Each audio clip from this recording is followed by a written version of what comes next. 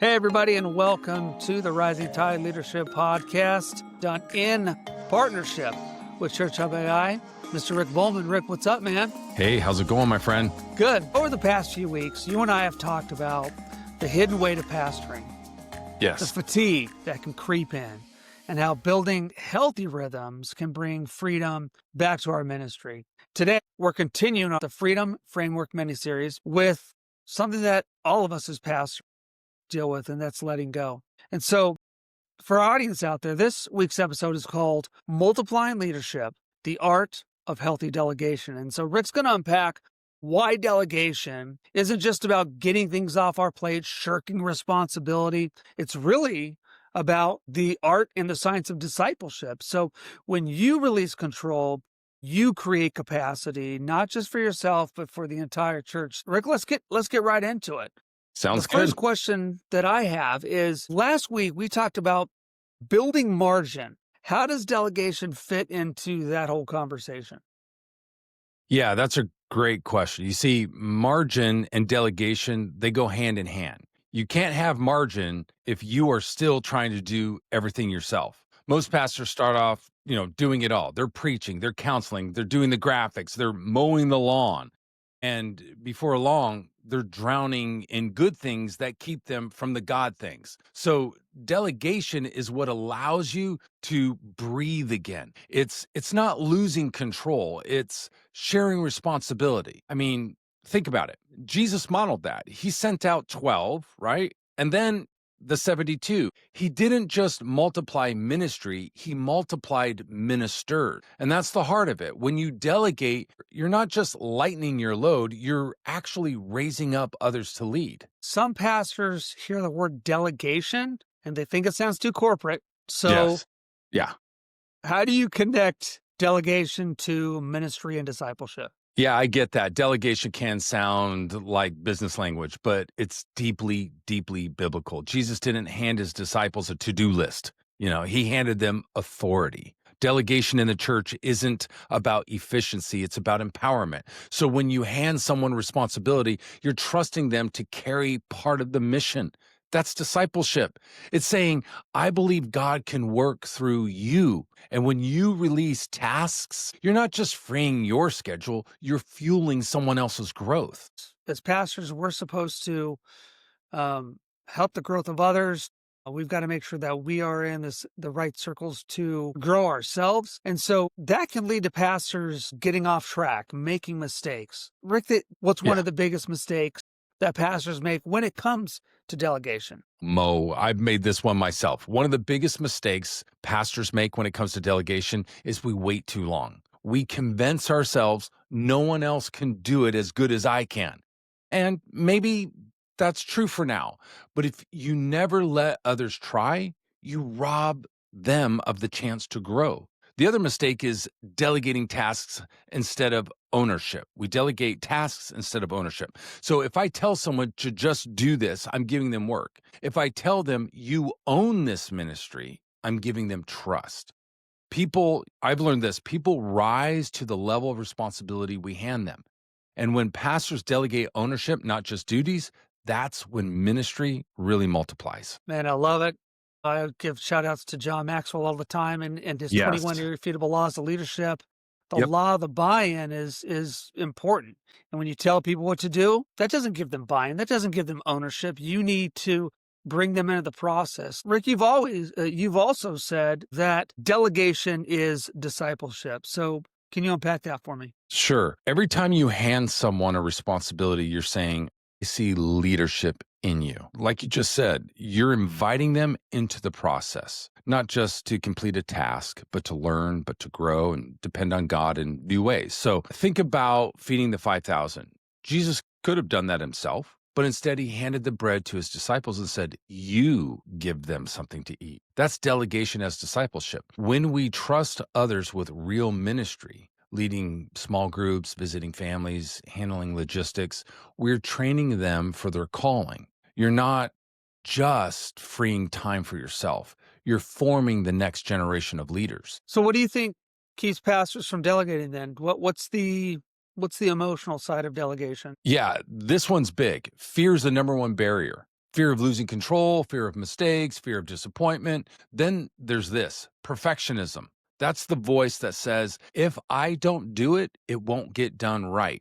But here's the truth. You ready? Are you sitting down, Mo? I think you are. I'm sitting down. Give it to me. The church doesn't grow through your perfection, it grows through participation. So Yeah. when you let others try, they might fumble at first, and they will, but they're going to find their footing and you'll find freedom. And the other side is of this is identity. Some pastors are so used to being needed, they doing everything with being valuable. But your value isn't in your busyness, it's in your obedience. Delegation is obedience. It's obedience to the biblical model of shared leadership. Yeah, I know a lot of pastors who are trying to be busy so that people can see that they're doing a lot. Yes. And I'm Yeah. like, man, people already know you're doing a lot. Just be obedient. Yeah. You're on So a treadmill, but you're going nowhere. Yeah. how can pastors then delegate without feeling like they're losing control or lowering either their own standards or the standards of the church? That's a great question. Healthy delegation doesn't mean abandonment. It means equipping and empowering. It starts with clarity. You've got to define the win. When your team knows what success looks like, they don't need you to hover over them. It's like parenting. You guide, you teach, then you release. If you've done the training, you can trust the outcome. And that's actually where Church Hub AI helps a lot. It gives you a way to document your systems, outline clear steps, and keep communication flowing. So when something is handed off, it's not a mystery. Everyone knows what's expected, and you're free to lead instead of micromanage. Now let's talk a little bit more about that. So how do systems in general make delegation easier for pastors who feel like they don't have time to train or hand things off? Man, systems are the secret weapon. Now, they don't replace people, but they release people. When you create simple playbooks or repeatable templates, delegation becomes second nature. You're not reinventing the wheel every time. But many pastors, I get this, they're going to say this too. Oh my gosh, I don't have time to build a system. I don't even have time to prepare my message. You're asking me to create this stuff? Of course you don't have time. We get that. That's what Church Hub AI is for. And that's Church Hub AI's strength. It helps you build those systems, scheduling volunteers, creating communication templates, writing curriculum, even generating training material for all your ministry departments and teams. So instead of you spending 10 plus hours of non-ministry time creating stuff and explaining what to do, you can use Church Hub AI, and then you can hand it to someone, and it's a plan that says, hey, here's the playbook, run with it. And that's freedom for you and confidence for them. So systems create clarity, and clarity builds trust. And it just makes delegation easier. Yeah, so then there's got to be a difference between delegation that multiplies and delegation that just offloads. So tell me the Yeah, difference. that's a good one. Delegation that offloads is do this so I don't have to. That's what that is. Very simply. Delegation that multiplies says do this so you can grow. One's about relief, the other one's about reproduction. See, when you delegate with discipleship in mind, you're building leaders who build leaders. And yes, it's slower at first, but it's exponential later. And that's the same principle Jesus used. I mean, he spent more time with 12 than preaching to thousands. Why? Because multiplication happens through people, not projects. So the goal isn't to have fewer things on your to-do list. It's to have more people on mission with you. Man, I would love to have less things on my to-do list Yeah. and And more just and more more people people doing it. to help, right? Absolutely. I want the to-do list to grow, but I want people to grow with the to-do list. Yeah, that's true. Yeah. I don't want it to grow just with me because I'm like, man, I feel like things are Yeah. falling off my to-do list. So there's a pastor listening out here today, Rick, and man, they're like, I just feel overwhelmed.